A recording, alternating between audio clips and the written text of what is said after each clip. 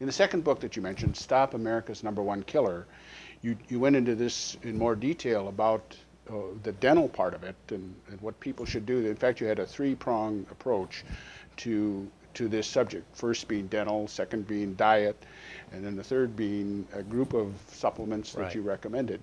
Could you tell us a little bit more about the dental part of it, first of all?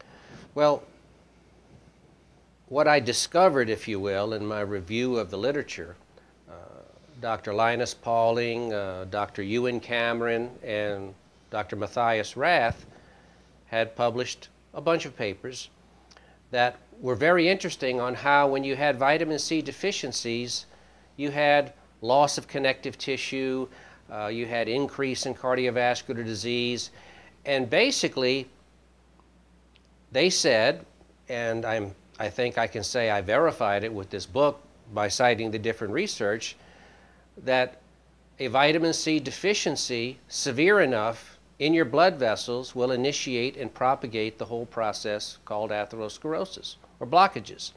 To use it in different words, atherosclerosis is focal arterial scurvy. Usually we think of scurvy as being an all or none phenomenon. You don't have hardly any vitamin C in your body or you have enough. Well, depending on local toxic challenges on different tissues, you can have much less vitamin C in one area of your body than another. For example, cataracts represents a focal form of scurvy in which once the lens gets chronically low enough in its vitamin C and antioxidant levels, the cataracts begin to develop. Same thing with gum disease. Gum disease is a focal scurvy. As it gets more severe, you start to lose the capacity of your gums. Now, so in this book, I researched, and I didn't even know, I got to say this, it wasn't in my mind. I had already made a conclusion about something, and now I'm going to try to make the pieces fit. I just wanted to write a good, solid book showing the research, how important vitamin C is. But as I did more and more research, I found that every one of the significant cardiovascular risk factors, and there's, I think, more than 20 cited there, by one means or another, wound their way down to a final common denominator of a focal vitamin C deficiency in the intima, or inner arterial lining of the arteries. And unless you had this pre-existing condition, any other things the risk factors had to offer were really irrelevant and beside the point. You weren't going to develop atherosclerosis until you had this primary precondition of a severe vitamin C deficiency in the arterial lining. Now, you asked about the dental toxicity and the dental aspect. This is important because an antioxidant supplies electrons. The reason a toxin is toxic, and to my knowledge, there's no exception to this rule. So think about no matter how diverse different toxins are, what a toxin does that makes it toxic is it takes electrons away. Okay. So you have the antioxidant that gives electrons, you have the pro-oxidant or toxin that uses them up and takes them away. So if you have an excess of toxins present in one area or one tissue, it's going to overwhelm whatever antioxidant supply there is, use up the electrons the antioxidant has to supply, and put that tissue in a state of electron deficiency.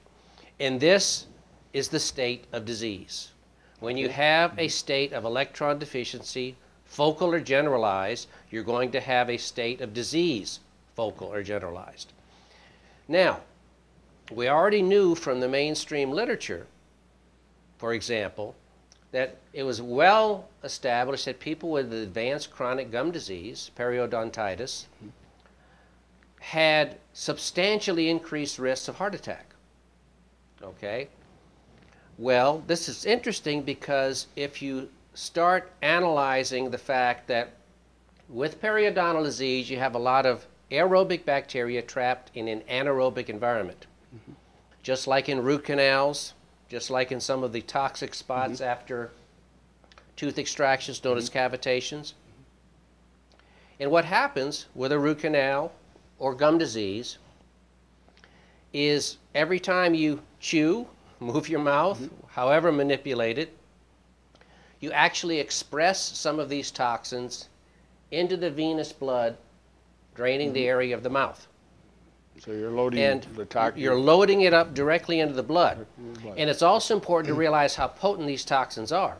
There's been a lot of very elegant research done on this that has quite clearly established that in terms of the critical enzymes in the body, when these toxins have been tested against them, some of these toxins are many-fold more toxic than botulism toxin, which is considered by mainstream medicine really to be the premier, most toxic toxin that we have.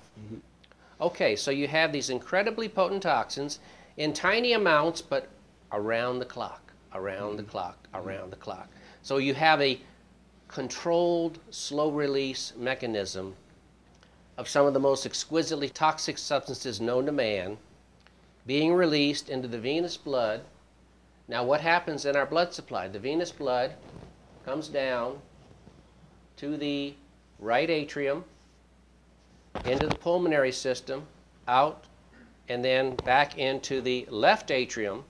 So you go from the venous, and now at the left atrium, you're going to begin the arterial side. What's the first artery that these toxins encounter, and in very large quantity? 25% of your cardiac output, as it pumps out, it comes back and goes into the coronary arteries.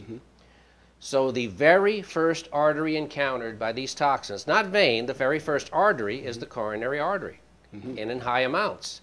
So this is why it seems that the heart gets even more affected by this dental toxicity than other areas of the body. It will affect other areas of the body, but you have an exquisitely clear relationship between dental toxicity and heart disease.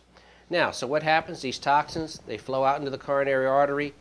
They get deposited in the intima, the inner lining. And once they get set up there, they start metabolizing and oxidizing all the vitamin C and other antioxidants that are present.